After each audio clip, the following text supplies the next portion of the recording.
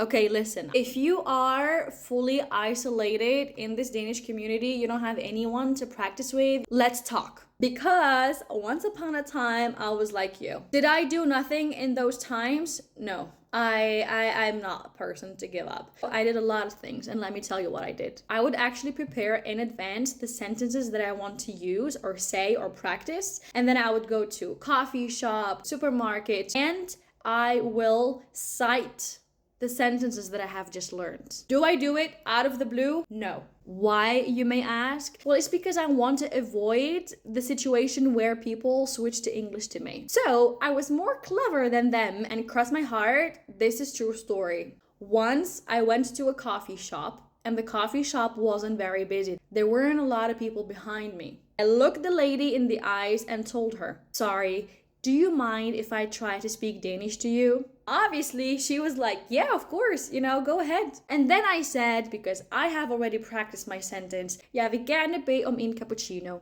To which she replied, ja, selvfølgelig, ellers andet.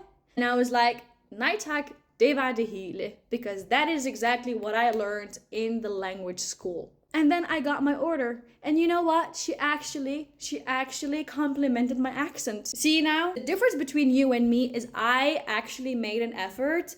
That's why 9 years, 7 years, 5 years, 4 years later, I can actually sit in a meeting with a Danish person and I can carry on a conversation for the whole hour without even preparing. Do you want to be like me? 7 years, 5 years, 4 years from now, do you want to be like me? I guess so, right? So start practicing. Find the chance to speak Danish and practice Danish. Go to any random shop and ask them whatever. Ask for directions.